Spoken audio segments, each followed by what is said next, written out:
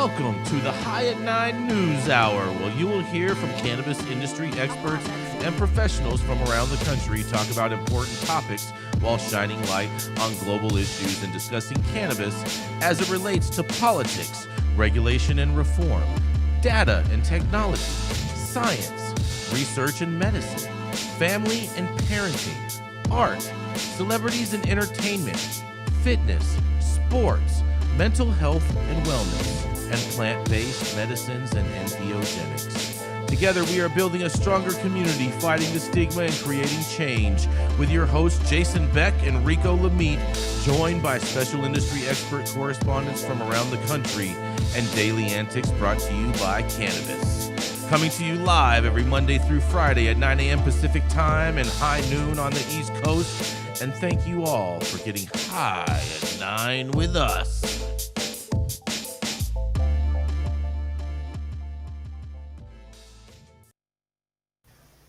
Oh, yeah. Good morning, everybody. It is finally Friday. That's right. It's Friday, May 12th, and today is International MECFS Awareness Day. It's also National Fibromyalgia Awareness Day, National Sapphire Segula Day, National Odometer Day, because I guess they want to track your miles because they want to track everything, International Nurses Day, because nurses are important too, National Provider Appreciation, because if you're a provider, you definitely should be appreciated, and don't forget to tag your sponsor today. It's also National Limerick Day, National Military Spouse Appreciation Day, and Gretchen, that's right, we have some dessert for you tonight. That's right, because it is National Nutty Fudge Day. Ooh. Yeah. Thank you for joining us and getting high at 9 with us. It's also high noon on the East Coast. And please remember to like, share, and subscribe to us on all social media platforms. You can find that fancy little QR code right there in the top-hand corner of your screen to find out where we live on the internet. And we're live every Monday through Friday on YouTube and audio only on Clubhouse. And if you are joining us in Clubhouse, you can also participate in the show by raising your hand if you have a brief comment on the story most recently presented. But kicking off today, we're going to switch it up. We're going to let the ladies go first. That's right. We have the feisty redheaded conservative that loves to tell all the pot-loving libs all about themselves and make them all go home crying and whining. That is right. She's the founder of Panoptic Strategies and our very own Washington Insider. That's right. It is Gretchen Gailey. Thank you. Good afternoon. My headline today is coming from Marijuana Moment. U.S. Senate committee holds marijuana banking hearing. A key U.S. Senate committee convened on Thursday to discuss marijuana banking issues and bipartisan legislation that seeks to resolve the industry's unique financial challenges. Members of the Senate Banking Committee didn't take any votes at the hearing, which was titled Examining Cannabis Banking Challenges of Small Businesses and Workers. But a focal point was the Secure and Fair Enforcement Banking Act, otherwise known as SAFE Banking. Senators Jeff Merkley and Steve Daines refiled the measure last month, and they were among those who testified at the committee hearing. Other witnesses included representatives of the Cannabis Regulators of Color Coalition, United Food and Commercial Workers International Union, Dama Financial, and Smart Approaches to Marijuana. The cannabis landscape looks far different than it did a few short years ago, according to Banking Committee Chairman Sherrod Brown. He said in his opening remarks, cannabis has been legalized or decriminalized in almost every state. States and localities have established licensing and social equity programs to ensure that small businesses and communities impacted by the war on drugs are part of the growing legal cannabis industry. Banking, of course, is critical for small cannabis businesses who already face hurdles getting their businesses off the ground. I'm glad we're building on the progress we've made over the years. I look forward to continuing these conversations. Ranking Member Tim Scott said that each member represents different states with different marijuana laws, and I understand that some of us may be in very different places when it comes to the legality of marijuana. As a former small business owner, I understand and appreciate the importance of having that relationship with your financial institution. A banking relationship is crucial to providing safety and stability for a company's employees and the customers it serves. But he also raised concerns that legislation could create loopholes in our money laundering laws, making it harder to catch criminals that traffic weapons, fentanyl, and even people. Merkley, the bill's lead Democratic sponsor, said at the hearing that our federal law has not kept pace with American changing attitude towards cannabis, nor with changing laws at the state and local level. That failure has denied legitimate businesses the ability to access the same banking necessity as every other business. whether it is access to banking and credit card accounts, payroll services, and more, because depository institutions and credit unions are worried that they may be threatened with prosecution under federal law. They have largely refused to work with the industry, so 3/4 of the cannabis economy operates entirely in cash.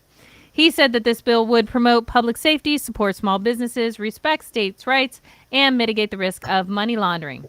Daines, the lead Republican sponsor, stated in his testimony by noting that a spike in crime targeting state licensed marijuana business in Washington state, and he said the Safe Banking Act would help address a major cause of this increase. He argued that the reform would increase tax compliance while also enabling law enforcement to more effectively distinguish legitimate businesses from illegal operators. The bill does not legalize marijuana. I personally do not support federal legalization of marijuana. The people in states across this country have spoken, and it's abundantly clear that the status quo is not only untenable, it's very dangerous. The Safe Banking Act is a common sense bill that can and should pass and would immediately improve the public safety threats we're seeing on the ground in our states. Kat Packer, a former Los Angeles cannabis regulator who now serves as vice chair of CRCC and as director of drug markets and legal regulation at the Drug Policy Alliance, said in written testimony that advocates are encouraged by several new common sense provisions focused on promoting fairness that were incorporated into the latest versions of the bill.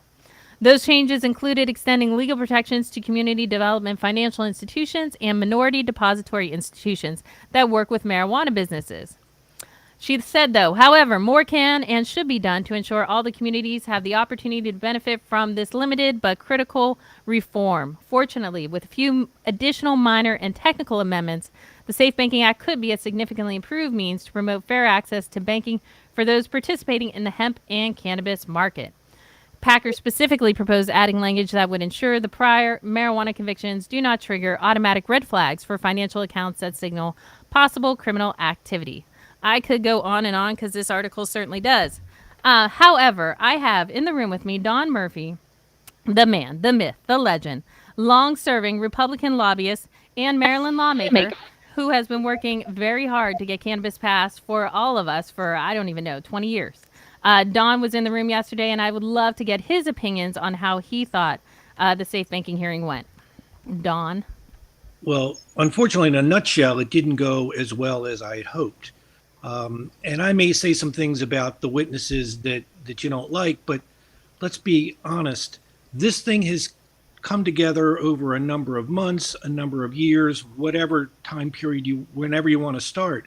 But where we are right now is we have a bill that's been drafted, filed, presented at a hearing that both sides seem to agree on, the House, the Senate, the Democrats, the Republicans. And we missed an opportunity to have our witnesses walk in and say, yes, I support the Safe Banking Act as written, and this is why. Instead, our witnesses were self-serving or took the opportunity to support a bill that's not before us, right? The bill that's before us says a certain number of provisions that have been negotiated and agreed to, but that's not what they want. They want, a dozen or so amendments. And so we didn't look like we knew what we were talking about. We didn't look like we agreed. We didn't look like we, the industry, we, the advocates, we, the entire cannabis world had come together in agreement that safe banking, as was written, was a bill that should pass. And so for those reasons, I think that hearing was a missed opportunity. Did you have concerns at all, Dawn, that, while it's entitled, to, what was the damn title of this thing? It was, I'm sorry, this title drives me nuts. Well, it had small business in the examining, small business and workers. There were no small businesses and there were no workers or bankers to talk about a banking bill. Well, we don't want any bankers there because the bankers are, those folks are not going to help the cause, right? Because this bill is all for the bankers, right? It's all for the big MSOs in theory. That's the narrative, and that's just not the case. And I'm sure you know as well as anyone and your members there on the panel know, the MSOs are doing pretty well on their own, right? They've been doing well without safe banking. Would they do better? Perhaps. But I know a fair number of MSO lobbyists who, they don't care that much about safe banking. Look, I care about safe banking because It helps the little guy, and it more importantly helps legitimize this industry in a way that it's not perceived to be right now. And it's an incremental reform. If I were the witnesses sitting at the table, I'd have said, I love safe banking. I love the way it's drafted. We need to do more in the future. But for now, let's move this bill as fast as possible, because literally the people are getting killed, literally and figuratively, in this industry, and we need to move sooner rather than later. What did you think of the testimony of some of the folks there? I thought the guy from the UFCW, I thought he was pretty good in helping to explain the plight of some of their workers. I thought Kevin Sabet was a pain in the ass as usual. Well, Kevin Sabet has a arrogance about him. He started by chastising the committee. In some ways, he kind of helped our cause. I think he was maybe our second best advocate up there, aside from the sponsors. Daines and Merkley were both excellent, and Daines was again excellent from the dais when he was questioning witnesses, because he's a member of that committee. Merkley is not, so he had that opportunity. But the union rep, look, I'm a free market conservative capitalist, and for me I just put out a post about how great he was, and I put a link to his testimony. He was excellent. He explained the plight of the worker, not just in the industry, but trying to get a loan for a house, trying to rent an apartment, all those things. He was, I will tell anybody who listens on the House side, get him back. He should be our lead witness next time. Yeah, we need small business at the table. We need patients at the table. Patients were never mentioned. Patients should not have to buy their medicine in cash. Never mentioned. The consumer in general was really, I don't think, mentioned, but clearly the patient was not considered here. And for a bill title that includes small business, there were no small business people at the table. And they certainly understand better than anyone, advocates or otherwise, the need for this legislation. Don, Yeah. in reality, the last time safe banking really got this close, we had Senator Cory Booker grandstand and say that he was going to die on this sword on the hill unless there were certain provisions put in place. And we know that those same provisions are not in place in this draft of the bill. Do you anticipate Cory Booker doing this all over again? No, and I'll tell you why. The reason is because 2 years ago, he could take that position, right? Democrats control the House, the Senate, and the White House. The reason SAFE didn't pass was because expectations were so much higher than just SAFE, right? You don't go for a field goal when you're marching down the field. You don't do that before you have to. When they figured out that they had to, it was sort of too late. And that's why Mitch McConnell and others were maybe able to kill SAFE, because it was now part of some bigger bill and it didn't need to go that way. And they were in a position to kill it, so they did. And so Democrats got away with blaming Republicans when really it was Democrats who failed to do anything in the 2 years that they were there. But now because Republicans control the House, Cory Booker can want that all day long. It's not going to happen. And so we either get a SAFE bill the way it's drafted, or we get nothing. It's just that simple. And I think he knows that, and clearly he has, I think, heard that from his local cannabis industry that is now, growing at a much greater rate than it was 2 years ago, right? 2 years ago, it didn't really exist in New Jersey yet. Now it does, and he's, I'm sure, hearing from those folks loud and clear. Yeah. I hope he is, anyway. Hey, Don, thank you so much for joining us and for your work over the years supporting the industry and fighting for us. Definitely appreciate you and your presence. My question is quick. With Cat Packer and the CRCC, were they in lockstep with the rest of the group? How did that pan out? No, it didn't pan out at all. I mean, I think I counted as many as 10 requests for amendments and changes to the bill that was presented. That doesn't help, right? That just shows confusion and disarray.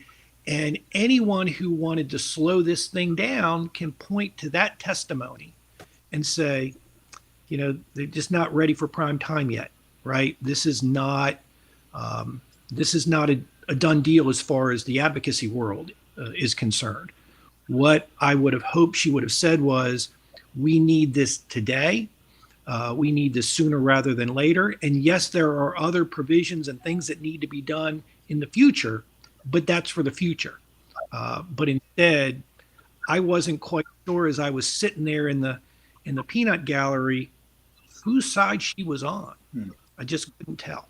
And I'm pretty certain that DPA and company were involved in the slow walk of this, 2 years ago. So, all the more reason to sort of think, maybe she wasn't exactly on our side. She was with just to respond to that. She wasn't with DPA 2 years ago. She was actually here in the city of Los Angeles. She wasn't. Well, okay. Yeah. I guess my point is, DPA was slow walking it. She's now representing her. DPA was in the title on her in her testimony. Interesting. That's how she do. So she was sitting up there with Mike Luzewski, who is, no fan of capitalism and the MSO crowd. So, well, Don, what do you say to folks who would say, if we don't add this stuff all now, we're not getting it later? Because that's the big social advocates argument. Well, the Senate doesn't close up and not exist after this, right? Congress goes on, and there will be more opportunity to make changes in the future. So this is just a first step. This is a long process. We're not going to be out of business suddenly because there's nothing to do once we pass a stripped down safe banking bill, right? I believe we just need to take the win and then live to fight another day. 100%, Don. 100%. We need to look. The cannabis industry needs this to show some level of political astuteness that we are ready for the big leagues and to actually be an industry. And all this infighting and all the comments that you guys shared by other industry leaders that are not pro this bill do us, as far as the whole industry, a major disservice, in my opinion. And we're running short on time. Omar, did you want to hit your question quick? Yes, please. Don, how do you think that introducing patients and small businesses into the discussion would change the tenor of the next hearing? Well, they are the focus of this, right? This should be about patients. I've started in this whole cannabis world because of a patient, and I've always made patients my focus, right? I always believe that if it's good for the patient and you go upstream, it should be good for the industry, right? I think patients should be able to walk in with a debit card or credit card and not have to buy their medicine in cash, right?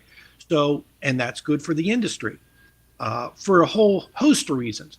But the focus needs to be on the little guy, because let's be clear, the politics of the big guy, Congress doesn't need to do anything for the big guy. They need to be looking out for the little guy. And the little guy is the small business, the minority business, right? If you slow walk safe banking because it doesn't have enough provisions for expungement, I believe in expungement, right? Just because it's the right thing to do. We cannot have governments collecting billions of dollars in tax revenue and then use that same tax revenue to keep people in jail, right? That is just inconsistent and really hypocritical. So I cannot stand for that, right? And I am all in on the HOPE Act, but I'm also all in on passing what we can pass.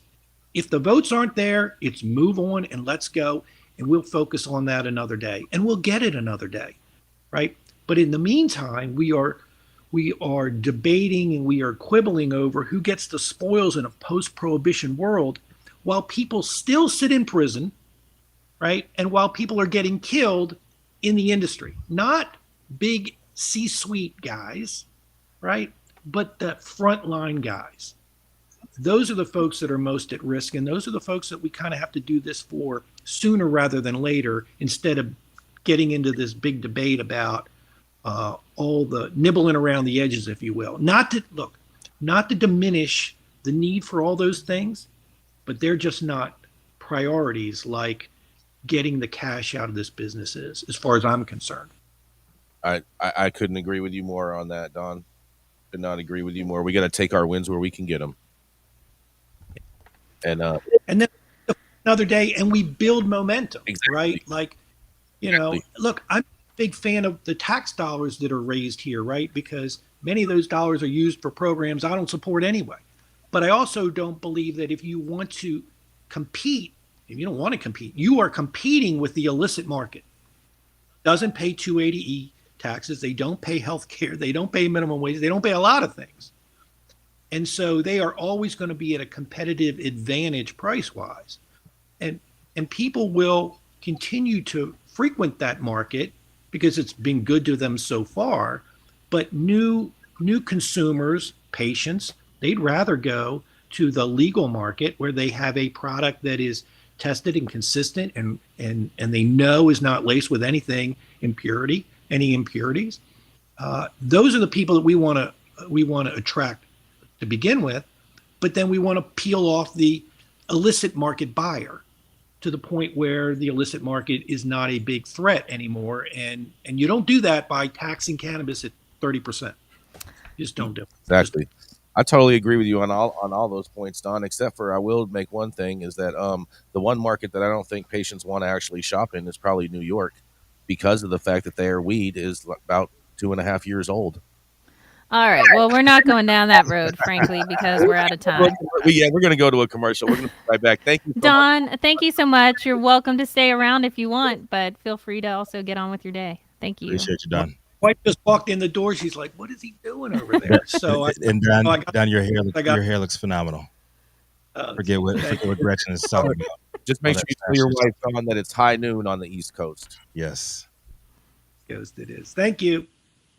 Oh, yeah. You know what time it is? That's right. It's Tuesday over here at Green Street, and we got Smoky Vanilla with us in the building. So that's right. It is time to stretch and smoke. We just got done smoking. Now we're going to stretch it out, and then we're going to smoke again. Let's go. I'm Smoky Vanilla with my background in kinesiology and bodywork massage and assisted stretching. You got to come check it out, baby. Check me out on IG at Smoky Vanilla 1, Stretch and Smoke. Twitter, Smoky Vanilla. Social Club, Stretch and Smoke. We're also on Sports Recovery by Dan and Jam. If you want to feel as good as I look, then make sure that you get a stretch and smoke in with Smoky Vanilla. Yeet!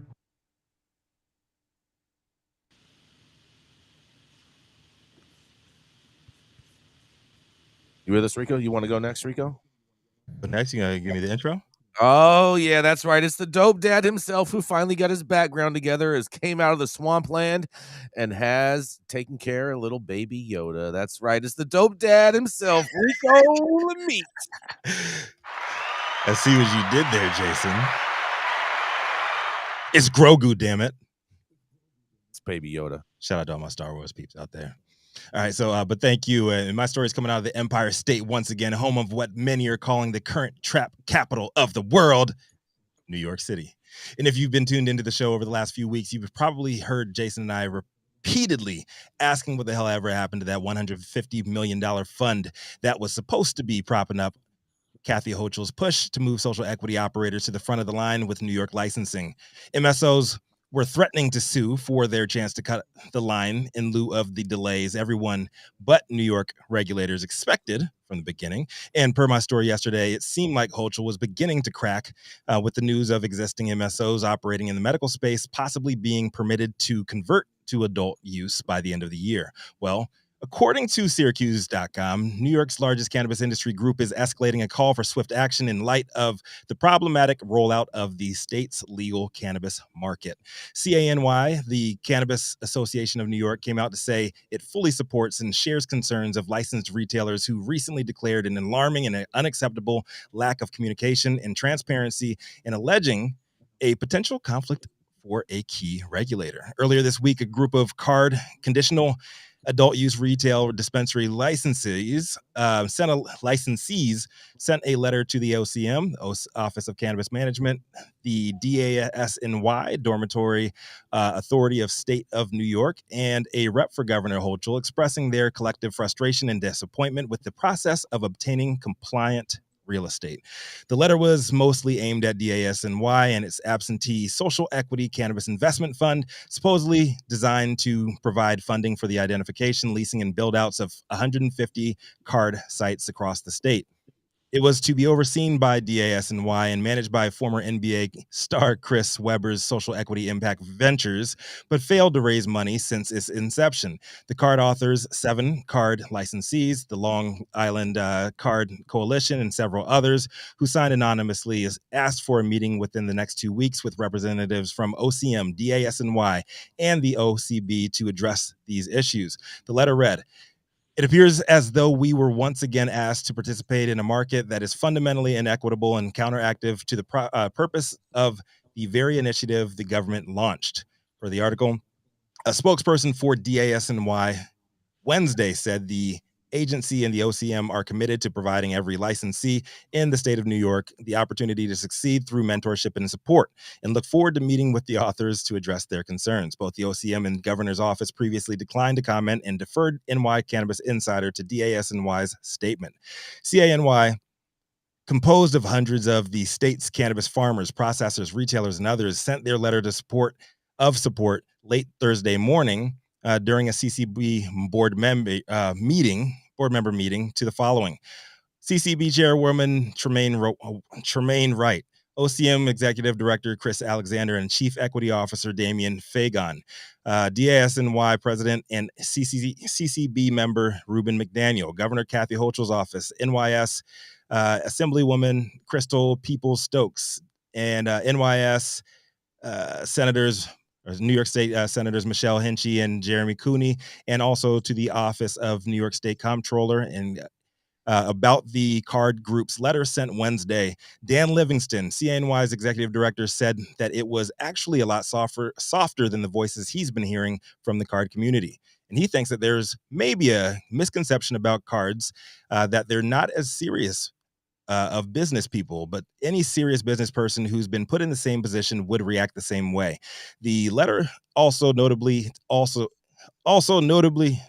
oh my words today, took aim at the CCB member and president of DASNY, Ruben McDaniel, for alleged conflicts of interests.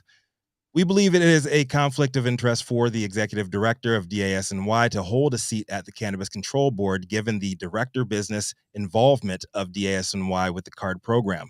NY Insider reported that McDaniel's dual role has been an openly debated topic among stakeholders, though the CCB never discussed the issue publicly.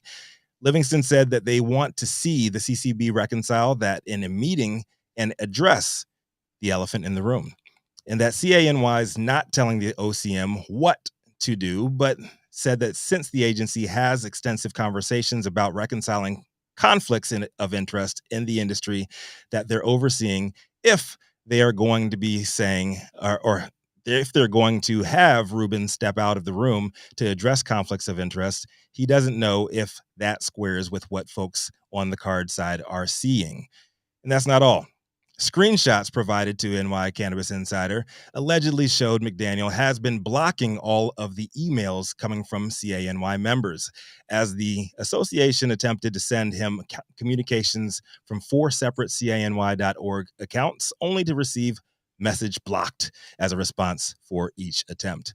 Wild times indeed for New York cannabis, and at least I can say that I'm not surprised. I'm sure Jason is the same. But we'll be watching and reporting on this story as it continues to unfold. I'm interested in hearing New York lawyer that we have on our team today to talk about this one. This is Rico Lamitte, dopest dad on the street. What do you think, Omar?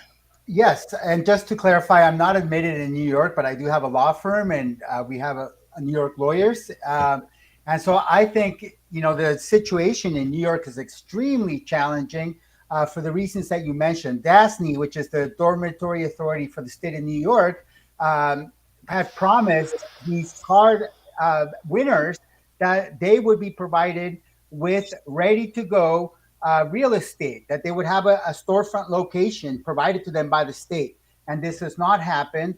They never raised the $200 million that they were supposed to raise to make it all happen. And so I think the state of New York needs to find, there's lots of financiers in New York State. They need to find somebody else to raise that money. It is doable. But until they start dealing with that fundamental problem, which they promised to set everybody up with a storefront and have not done that, there's going to be that huge discontent. And the letter was quite diplomatic. It did not contain any Bronx cheers, but certainly that's what's being said outside in the streets. Omar, I got a question for you. Could the state of New York sue Chris Webber and these guys not providing what they said they would do? Yes, but it would be kind of suing itself. I think all they got to do is like provide, some sort of like political pressure on these people to do their job.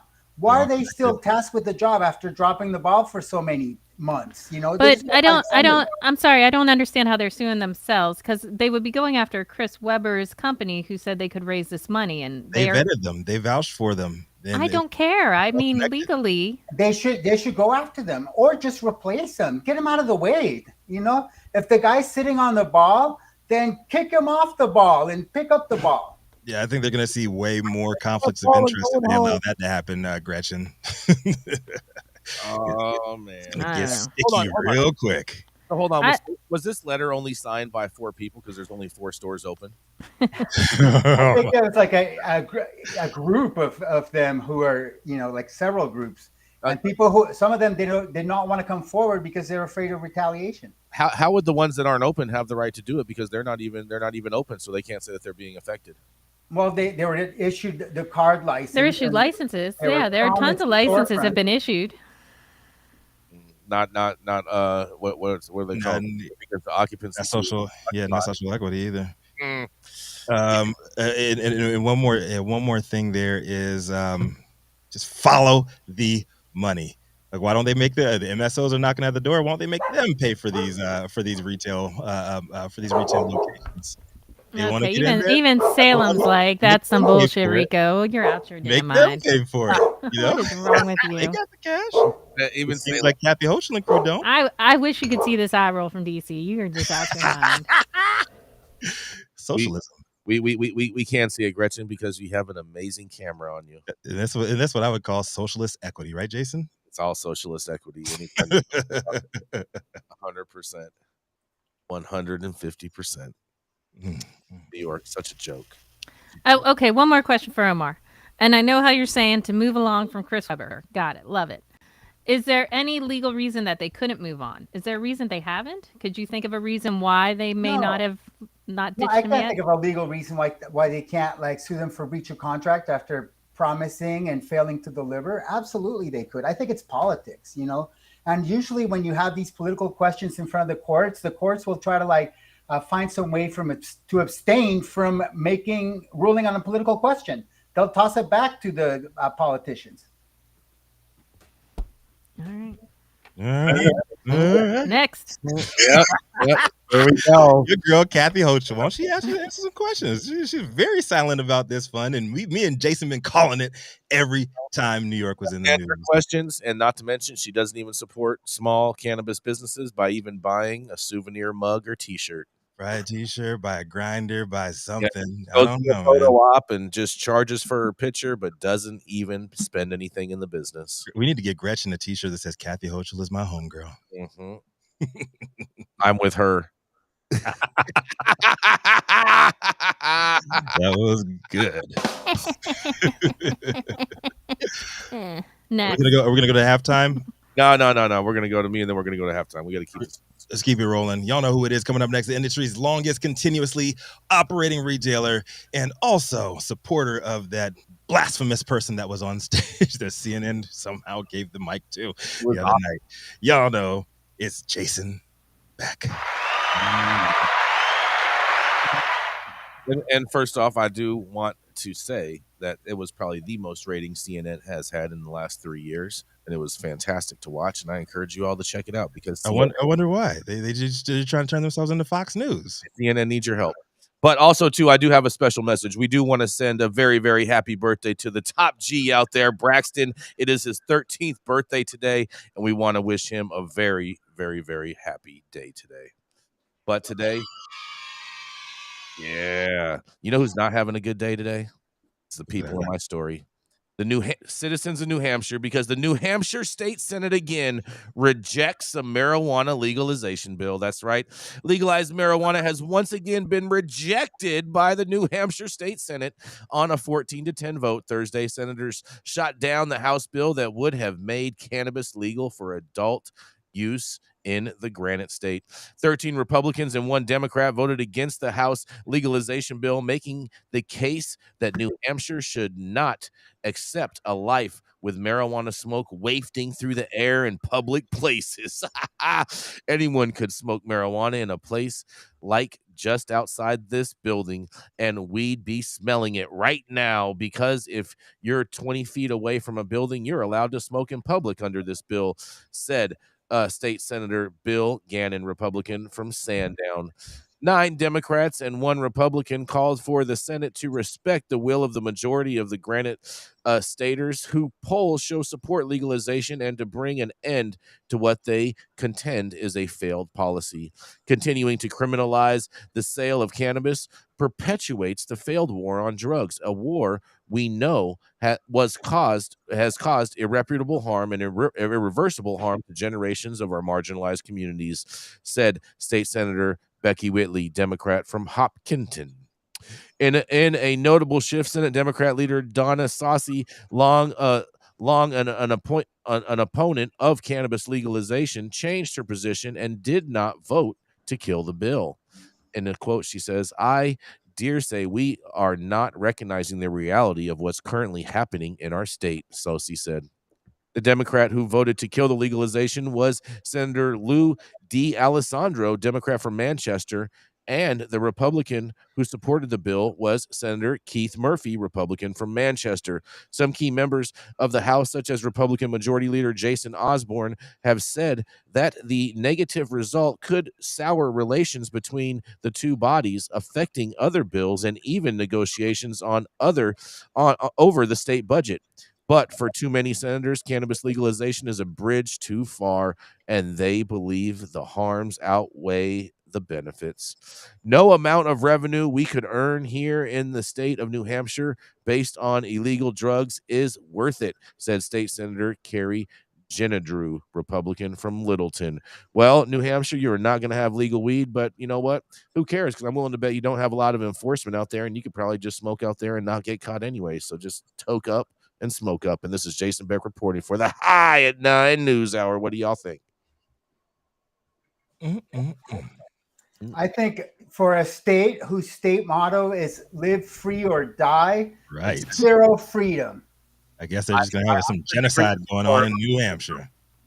I totally agree with you on that, Omar. That is 100% reality. The motto is live free or die, and they are not allowing their citizens to live free, and they technically are forcing them to die. I guess Well, so. the one thing that drives me nuts, and Omar, you're hitting the nail on the head, is the hypocrisy of so many lawmakers who love to scream about states' rights and freedom and all this jazz, but they ain't got no freedom for cannabis. I mean, I just don't understand what the problem is. I do think if perhaps somebody who wrote this bill knew that smoking 20 feet from a building was an issue for these guys, they should have been like, all right, we'll take that provision out to get things passed. People need to also be willing to compromise, though, when these things come about, especially if you are facing opposition. A good bill is a bill where not everybody's happy. I'm sorry. That's just the way it is. And we need to also get on board with that. I feel bad for New Hampshire, but then again, how many people live in New Hampshire? I'm like Jason said, I think you can get away with smoking. I don't think anyone's going to notice because it's kind of small. We need to bring back Old Hampshire. Know that They're all living on a side of a mountain. Gretchen agreed with me. Just noticed that. Gretchen agreed with me. I barely. This was not even like a real agreement. This was like Let's you tell it. half of my heart. Mm-hmm. Not even. No, we'll go with a quarter of the heart. I say bring back Old Hampshire. Yeah. You know, we're behind schedule. We're going to go to a commercial. We're going to be right back. Do it.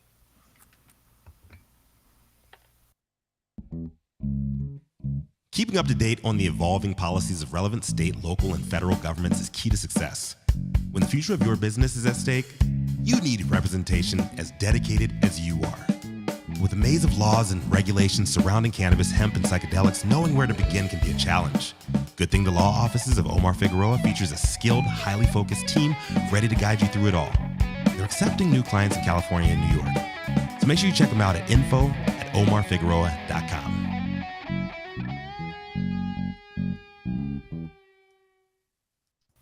Whatever you are doing right now, make sure you hit that like button. Make sure you hit that subscribe button if you haven't already. Make sure you support the show in that way. Also, too, thank you to all of our super chatters out there. We appreciate that. And if you want us to pay attention to your comments, that is the best way to do it, is to make it a super chat. Also, too, make sure you head over to our website, www.highat9news.com. Check out our lovely merchandise so you can be as fly and as fresh as the people here on the show, as well as sign up for our newsletter. And if you do, when you do sign up for our newsletter, you will get a confirmation email, and it may just go into your spam box, and it may just go into your inbox. But make sure you check both and you hit confirm on whichever one it goes into, because without that, you will not be subscribed. Control Tower from Highly Educated has perfected the dab. Utilizing the concept of thin film evaporation, you can waste none of it and taste all of it. The micro texture of the SE pillar increases nucleation at elevated temperatures. And with the tower propelling at 2,600 RPMs, it's certainly the most efficient dab experience to date. The Control Tower from Highly Educated. It's OG Industry Doctors, the founder of Medican and co-founder of CESC. He's probably written more Rex than Oedipus. Up next, y'all know who it is, Dr. Jean Talleyrand. Thanks, Rico. Happy Friday, everyone. I didn't know Oedipus wrote Rex, but my story today is about a study out of Australia published in the Journal of the American Medical Association, Open Network. Some of us may recall the Just Say No campaign that started in 1984, emerging right across the bay from where I'm sitting at Oakland, California's Longfellow Elementary School. Nancy Reagan was talking to the children at the school, trying to convince them that street drugs, including cannabis, was bad. She then traveled to drug rehab centers, wrote guest articles, and appeared on numerous talk shows advising that we should all just say no. Of course, she wasn't including pharmaceutical drugs. Fast forward 40 years. Many of the children from the Oakland's elementary school are now middle-aged adults. After heart disease and cancer, prescription drugs are the third leading cause of death in the US and Europe. And on the other hand, medical cannabis programs have increased 4.5 fold from 2016 to 2020. Maybe we've learned not to listen to politicians when it comes to our health and wellness. Most research on medical cannabis is focused on specific symptoms like pain and sleep, or how it lowers the use of opioid prescriptions. This study focuses on quality of life. 3,148 patients with the average age of 56 participated in this study. They were all kids during the Just Say No years. They are now patients approved to use cannabis products of various types by health professionals from medical cannabis specialty clinics. The patients in the study were evaluated up to 15 times over a 4-year period. Most of them were using cannabis for chronic pain, anxiety, or sleep. Because of the lack of clinical trials, it's difficult to claim that a cannabis formulation or active ingredient treats a specific medical condition. It's what we call in our research group the many-to-many problem. There are many available products being used for a wide variety of conditions. So we rely on these broad, generalized studies simply asking patients about their quality of life. This study does just that.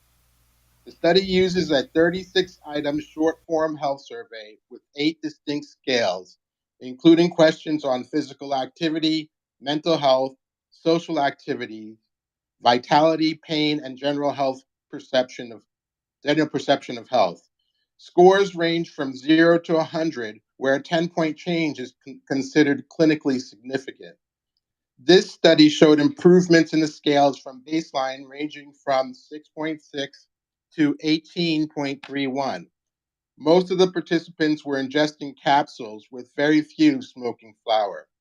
The mean CBD dose was 72 milligrams per day, staying relatively the same throughout the 4 years, whereas the mean THC dose increased from 6.5 to 25.8 per day. By the end of the study, only 2 serious adverse events were noted.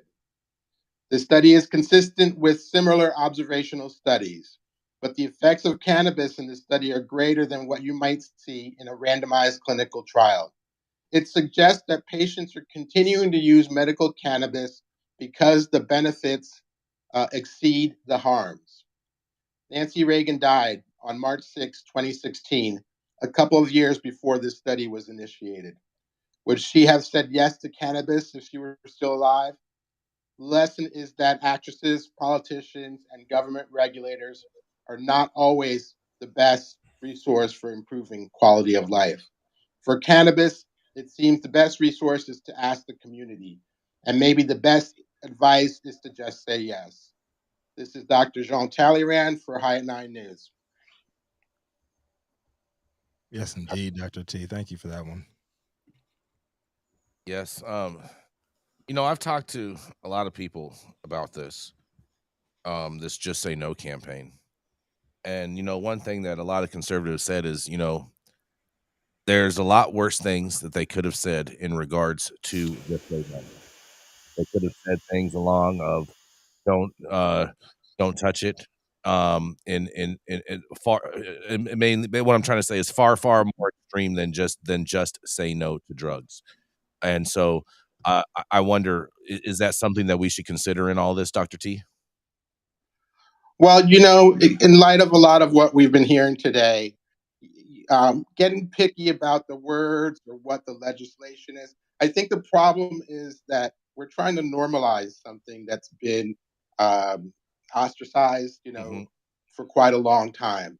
And being positive about it is really what we need to send the message. And the message just need to be positive. It's not a bad substance. It's not going to kill you or harm you if somebody's smoking 20 feet away from you.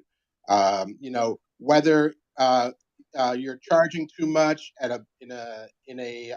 for a banking or charging the wrong people or who's to pay for what, we've got to learn to be cooperative rather than competitive in this field, or else we'll never make it. By being cooperative, we're gonna take it. We're gonna get this normalized. I mean, just by making it more cooperative, kind of means we need to bring the medicine back into the conversation, because during that is when we were all operating as cooperatives. Dr. T. I remember the days, 215. Those were the days. Now, and so maybe states like New Hampshire and Oklahoma, who are shooting down legalization, are doing it because they want to stay cooperative rather than competitive. Very, very true. There's no need for no revisionist history, Jason. The Just Say No campaign was very, very, very detrimental to everything that we have worked for. So I'm never going to ease up on that pedal. I agree, Rico. It was a negative message. No bueno. Could have been worse. It was bad enough. Millions of people died because of it. I'm sure a lot of people spend a lot of time in jail because of it too. 100%. Without a doubt. Without a doubt. You have any comments on this, Omar? Any thoughts? Sorry. No. Oh, you're good. Okay. Thoughts, no prayers. All right. All right. Coming up next. That's right. It is the attorney. What? Oh, we have a commercial. Sorry. We have a commercial. We're going to be right back. I apologize. Thank you so much for that, Dr. How's it going, guys? Saman Razani coming to you from Green Street here with Jason Beck, smoking on the best weed in the world. Did you know that we have an audio-only version of our podcast available on Apple, Google, Amazon, iHeartRadio, and Spotify? Tune in now and check it out.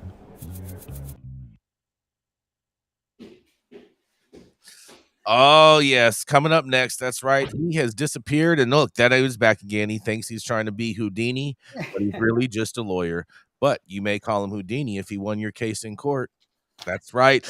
It is the man with law practices here in California as well as in New York, or he has other lawyers that work for him in New York. Apparently, he just tells them what to do. Lawyers. Yeah, they're not paralegals. They actually are real lawyers, so they can represent you in court. That's right. And also, too, make sure you check out his book, the 2023 Cannabis Laws and Regulation book that you can find everywhere you can purchase books, wherever that is in the world. That's right. It is Mr. Omar Figueroa.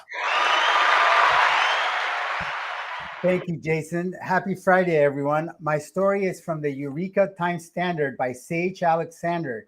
The headline is, Study to Trace Cannabis Lineage, Preserve Oral History of Legacy Cultivators.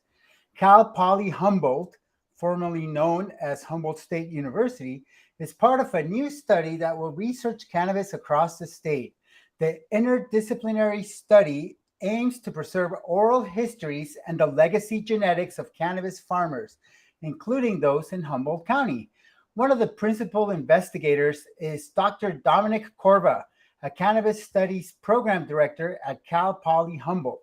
The study will start this year, coinciding with the launch of the university's cannabis studies program. Corva said Humboldt is the latest in the last 10,000 years of history in terms of places that have become synonymous with the plant. Corva said the most central important part of the study is the community-based participatory research. Legacy cultivation communities will decide where herbariums, traditional plant libraries that store genetics and seeds, will be built, and communities will take part in how they will preserve their genetics. They get to own the process in so many ways. Us researchers are servants in the process, he said. Corva said much of the work the researchers are studying is already being done, and this study will loop together a lot of things that people have been doing in the private sector or informally for a long time. He said the study will also help cultivators establish a place in the market, something especially relevant for federal legalization, state-to-state commerce, and global marketing. There's a desperate need, he said, when asked about the urgency of preservation of the information. There are lines that have been around for a long time, and the people cultivating them need to stay in business, he said. He said legacy genetics is far-reaching, including intergenerational lines, strains from 10 years ago, and plants that sustained people through prohibition. The study will also establish collective intellectual property protection for their genetics through the herbariums. There will be genetic mapping that goes along with the study to identify characteristics of different plant lines. He said his job as a political geographer is to synthesize a narrative about California, the legacy communities and their genetics, and how they were impacted by cannabis criminalization. He said the Cannabis Equity Policy Council is involved, a nonprofit that will tie in narratives of Black and Brown communities in other parts of the state. The oral history will be collected in video format. The other principal investigators include Todd Holmes, a historian at the Oral History Center at UC Berkeley, Janine Coleman, executive director of the Origins Council, Rachel Garado, anthropology professor at CSU Northridge, and Eleanor Kuntz of LeafWorks, a cannabis and hemp genetic testing company. Corva said he is deeply humbled and grateful for his team members.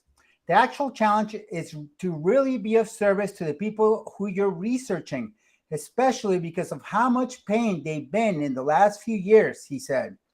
The study will last 2 years and is funded by the California Department of Cannabis Control for $2.7 million.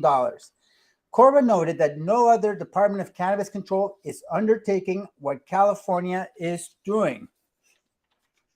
He said, the DCC is interested in creating a California product, the same way that France has special French wines, as part of a long-term approach to preserving history. Students in the Cannabis Studies program, which launches this fall, will participate by looking through archives, taking notes, organizing data, reviewing transcripts, and more. A news release from the university said research outputs will include the herbariums, genomics data, a database of 90 oral history videos, and a series of educational webinars and publications. The press release also states that 15 other academic institutions received funding for cannabis-related research. The headlines is Study to Trace Cannabis Lineage, Preserve Oral History of Legacy Cultivators. And my take is that this is important and difficult work, the anthropology of surreptitious human activity.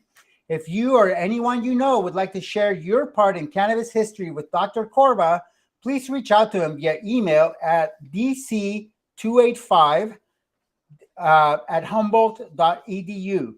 This is Omar Figueroa, lawyer, publisher, and Ganjier instructor, reporting from Sonoma County, California, the traditional territory of the Pomo, Miwok, and Wapo nations, for High at 9, high noon Eastern. See you at the Emerald Cup Awards tomorrow. Oh yeah, Emerald Omar, Cup tomorrow. Omar, what do you have to say to the people that they're saying that this study is just going to be another bait and switch? Well, I think, the study will either be documenting the downfall of the legacy cannabis industry, or maybe like the lull in the industry, right before things opened up. I think the next history is not yet written. We can still change the future. It's not like, I don't really believe that it's impossible that we're locked into, negative cycle for the legacy cannabis community. I think that this is an inflection point for sure. Hold on. Do you think a majority of this money is going to end up going and restarting Phylos? Just No. injection into Phylos because they have everyone's genetics anyway. I don't know whatever happened to that Phylos, That's what I'm saying. This could be their seed to restart their company again right here, Omar.